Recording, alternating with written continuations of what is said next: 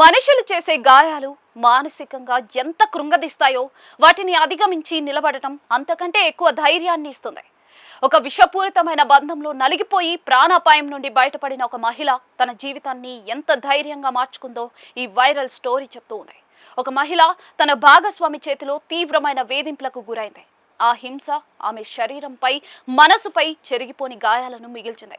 ఆ బంధం నుండి విముక్తి పొందిన తర్వాత కూడా అద్దంలో తనను తాను చూసుకున్నప్పుడు ఆ పాత చేదు జ్ఞాపకాలు ఆమెను వెంటాడేవి. తన మాజీ భాగస్వామి చేసిన పైశాచిక దాడి నుండి ప్రాణాలతో బయటపడిన ఒక మహిళ తన శరీరంపై ఉన్న గాయాలను, ఆ చేదు జ్ఞాపకాలను చెరిపివేసి తన జీవితాన్ని ఎలా పునర్నిర్మించుకుంటుందో తెలియజేసే ఒక సంఘటన సోషల్ మీడియాను షేక్ చేసేస్తోంది. తనపై జరిగిన ఘోరమైన దాడిలో శారీరకంగా మానసికంగా చితికిపోయిన సదరు మహిళ తన రూపాన్ని పూర్తిగా మార్చుకుని ఒక సరికొత్త వ్యక్తిగా ఎదిగిన స్ఫూర్తిదాయక గాథ ఇది. సోషల్ మీడియాలో వైరల్ గా మారిన ఈ వార్త పైశాచికత్వానికి పరాకాష్ఠగా కనిపిస్తోంది.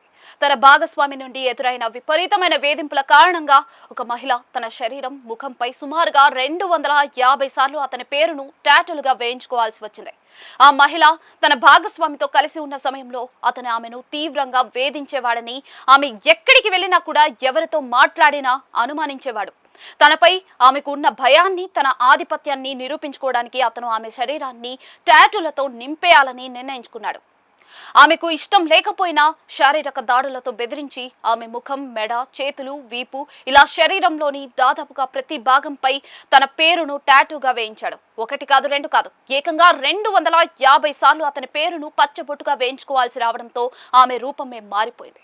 ఇది కేవలం శారీరక నొప్పి మాత్రమే కాకుండా ఆమె ఆత్మ గౌరవాన్ని దెబ్బతీసే ఒక మానసిక హింస. చాలా కాలం పాటు ఈ నరకాన్ని అనుభవించిన ఆమె ఒకానొక సమయంలో ధైర్యం తెచ్చుకుని అతని నుండి తప్పించుకుంది. అనంతరం అధికారులను ఆశ్రయించి తనపై జరిగిన అఘాయిత్యాలను వివరించింది. సమాజంలో ఇలాంటి టాక్సిక్ సంబంధాల వల్ల మహిళలు ఎదుర్కొంటున్న ప్రమాదాలను ఈ ఘటన మరోసారి వెలుగులోకి తెచ్చింది.